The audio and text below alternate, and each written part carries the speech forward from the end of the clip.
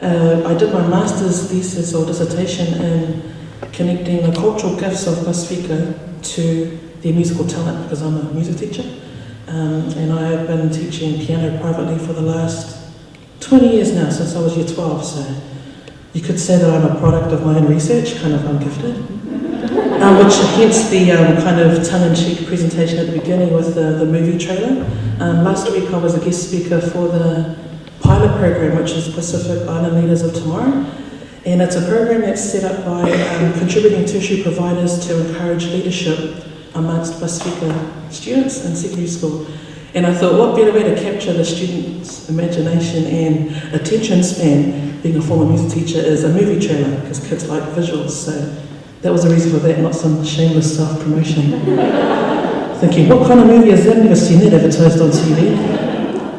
Yeah, so that picture there is of two of my other Pacifica facilitator colleagues who we work around the country. They fly us everywhere. It's a dream job. You get to fly into schools and tell them how to better connect with Pacifica children. So it's such an awesome privilege coming from having that effect in your own classroom, in the confines of 4 walls. Now you get to do that in quite a few 4 walls amongst different schools around the country. So I'll be speaking today about the Pacifica context and how that sits with our giftedness, because my theory is that all Pacifica people are gifted. It's just that the school system doesn't understand what that looks like. So it's my job as the bridge builder, the dream maker, dream weaver, to make that happen for our kids. So I'll be speaking briefly about Indigenous roots, looking at the process that I went through in my research to come up with these identifiers, and also the opportunities that I was able to create as a practitioner, and how I was able to still fuel the passions of Pacifica children in schools. To get an essence of what Pacifica giftedness is, we need to look at our roots. What stems from within Pacifica is it's a group collective. We're all about bonding with family. Family is very important.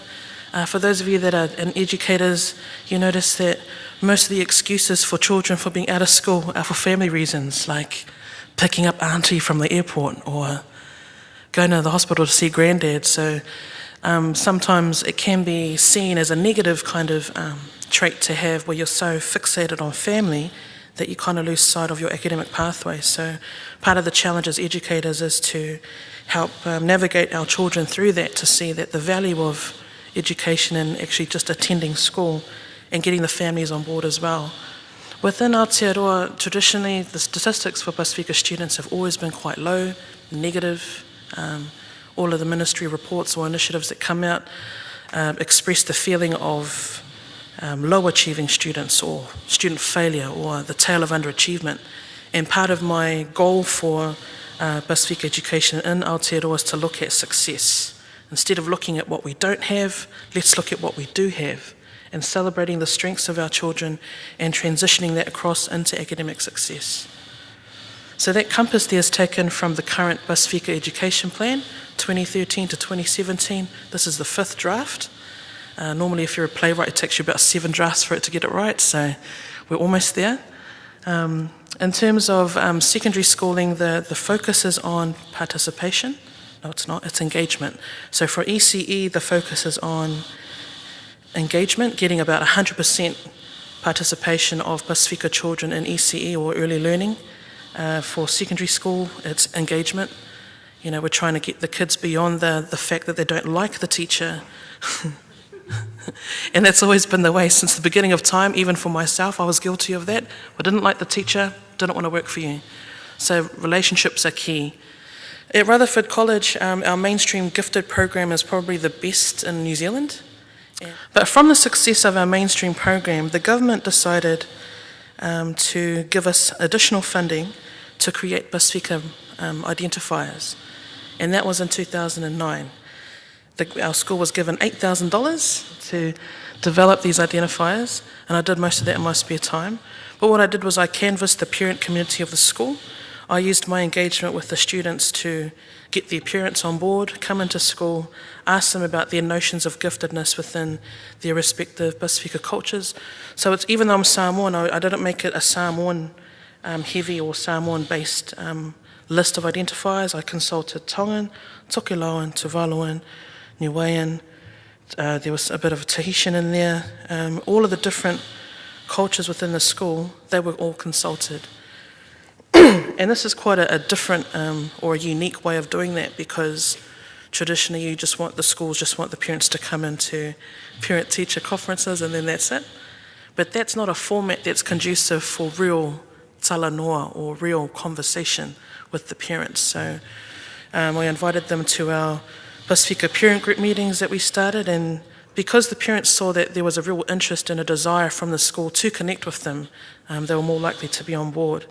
So with further interviews, and we're able to see and glean from the parents what they saw as being important in their cultures. These then became the gifted identifiers. All of the different Pacifica cultures that were consulted, these were the 10 things that came up amongst all of the cultures. So these identifiers are specific to Rutherford. In my master's research, I looked at 3 different schools in Auckland, connecting these identifiers with musical talent. And how I did that was I looked at the excellence grades that students gained in level 2 solo performance, group performance and composition, because there's no other way to measure musical talent at a secondary level other than NCA grades. So from there I was able to interview those students and find out from them if they had some of these identifiers in them. And I found that I had proven my theory correct, that because they were musically talented, they also had aspects of these cultural identifiers as well.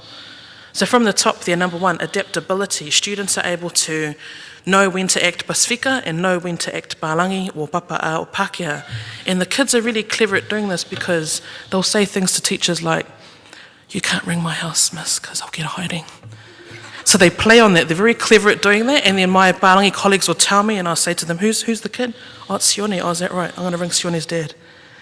So I'd act as an advocate for the parent of that child and make sure that they were aware of what was happening. And also kind of internal PLD or professional learning for my own staff at the school and colleagues to support them so that they were made aware of what actually was happening in the home. It was just the child's laziness rather than the teacher's racism, which is what the normal catch cry of children.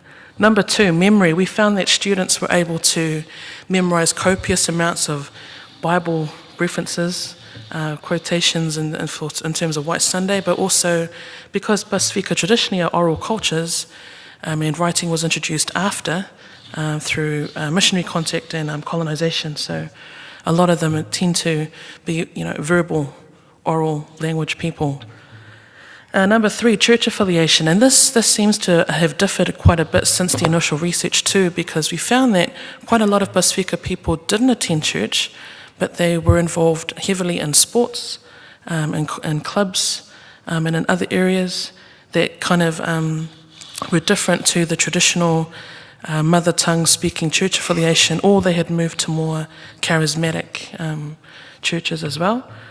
Commitment to excellence, even though the students didn't really say in class that they wanted to do extremely well, but the desire was there. They'd wait till the bell goes and come and say, "Oh, miss, I actually want to do really well, because I want to do this as for a career, because we'll stay away from those silly people at your table that you sit with."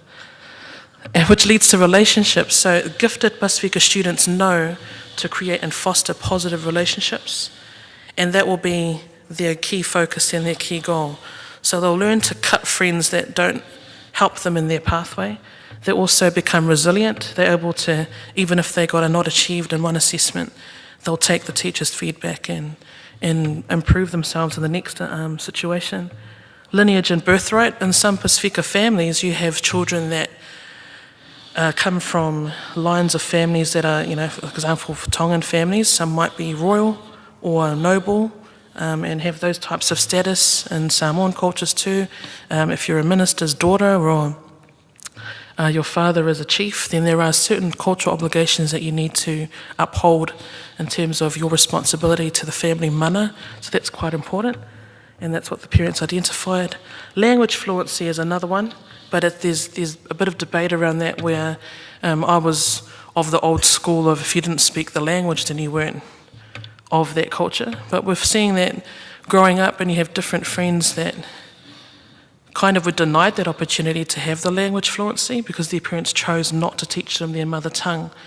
So it comes down to parental choice, also comes down to the individual choice, those students that were brought up in their mother tongue but chose not to speak it. So there's different variables around that, but it still was a major feature that the parents picked up. And the last two, leadership and representation.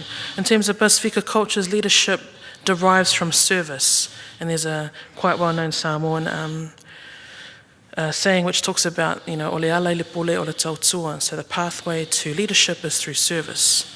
And I spoke about that at the pilot program to the children, talking about serving to serve as a youngster. When you're a young adult, you kind of serve to lead.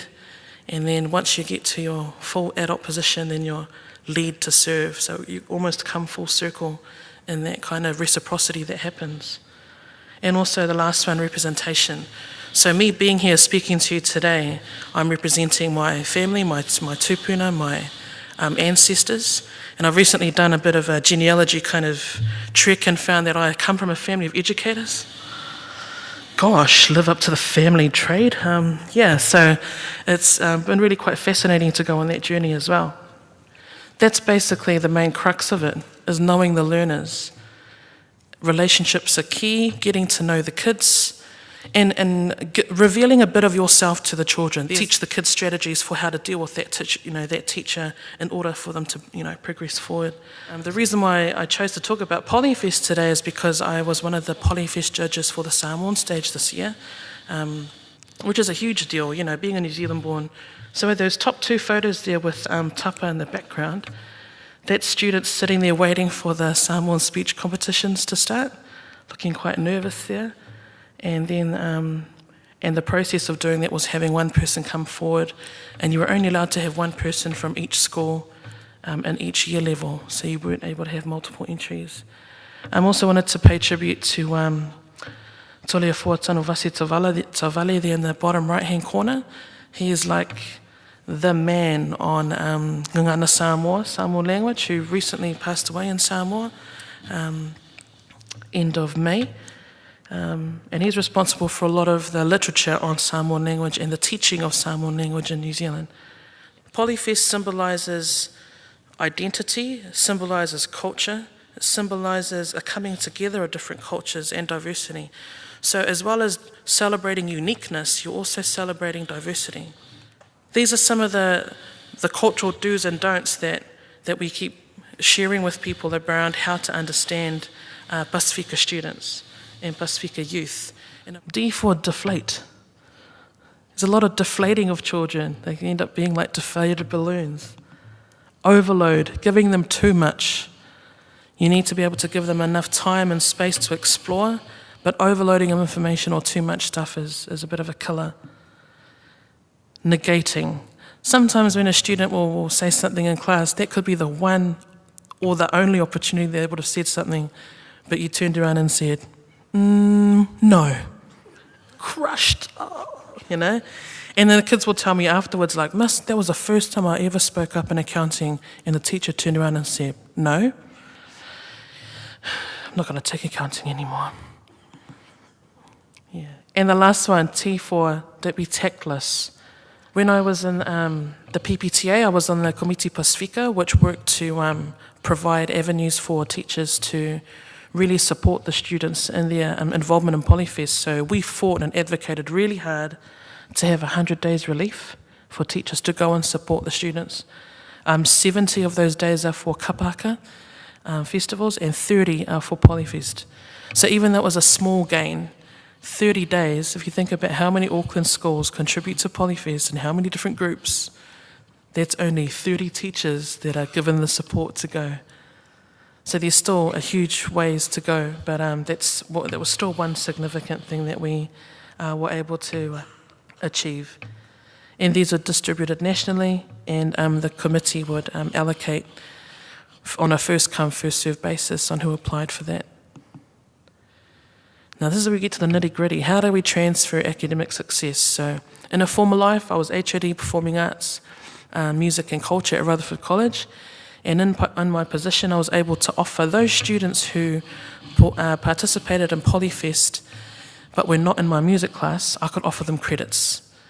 And then I designed assessment tasks with my dance teacher for those students that were not in year 11, 12 or 13 dance. We're able to offer them credits based on their performances in Polyfest. So at level 1 you could get up to 8 level 1 credits, level 2 you can get up to 10 level 2 credits, and level 3 up to 8 level 3 credits. And though the descriptions there are based on the Samoan stage where the students were tested on the sa, the ma'ulu'ulu, the entrance and exit. So those items that they would have performed as part of their sequence for their performance for the competition, we were able to film that, package that, get them to fill in the paperwork, and they'll get the credits alongside that. So we're seeing a huge shift from when we were students at the time where we performed because we loved our culture and that was the only avenue in which to perform. Now the kids and the generation credits, and I'm going to get credits out of this, miss?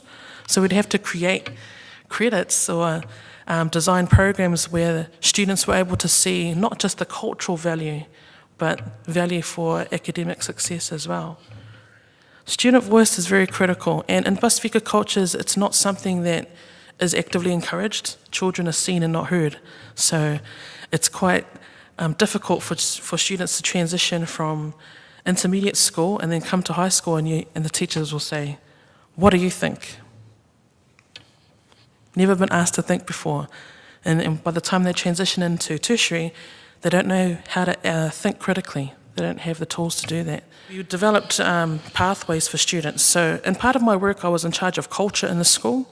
Culture at Rutherford meant anything non-sporting, non-academic. So what I'd do is students that had the desire to be leaders or to be someone, to be the best that they could be in things in the school, they would come to me and I would talk with them and figure out what it is they wanted to be.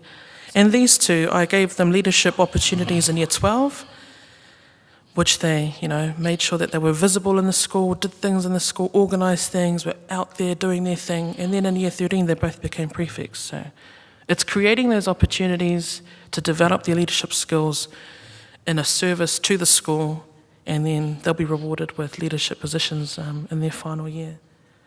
So that's what I mean there by gifts need a helping hand. So they were really not confident with public speaking. I'd force them to give out the notices at the assemblies. They hated that, but after a while they're really quite confident. And I'm going to show you some students talking about why they think Polyfest is important, the spiritual connection that Polyfest or being Pacifica provides at school, cultural values such as respect, differentiation, and how differentiation and future focused is when I pose the question, what should the Ministry of Education do to help you at school? So these are just the active thoughts of students at school. And what I found with canvassing people and their thoughts on Polyfest, because as I said before, it's supposed to be about culture and celebration of success. Some people can't see the connection. The connection's too different to be connected.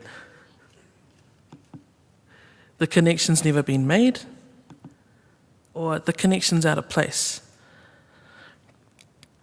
So whatever viewpoints you have and what the children would share, what I'm telling you today, it's up to you to figure out what use or what value that you can take out of it, and then think about the Pacifica students that you deal with in your context. But I thought that was quite important to share, because most people when they do a presentation will talk about all the cool things that it is, but I think it's still important to explore what people say it isn't. But this is the strategy that I used at school, looking at the things that the kids were good at, and all the things that the kids were good at was from some aspect of their culture. So in relation to the 10 identifiers I said at the beginning, I was able to also then look at things they weren't so good at, like attendance, wagging, all of the things that hindered their academic progress and success. I was able to bring them over by using culture as a way, as a pathway through which they could connect with their talents. So the talents weren't able to be realised until they valued their culture as a strength. This is what I'm saying. Culture is a gift, it is a strength. And my master's research is based on Garnier's 2008 differentiated model of giftedness, where he talks about culture as being an environmental catalyst. I'm not saying, for me, culture does not happen to you. You are the culture that you are. But how that develops depends on what opportunities are offered. And where we're in a space where we deal with young people, it's our obligation to do that. It's our obligation to make sure that those kids are comfortable in the skins that they have. The main things that you'll take away from today's session is the perception of Pacifica as gifted, and providing pathways for success, and really knowing the students. Like, those would be the 3 key things that you'd need to know. Yeah. Thank you very much for coming.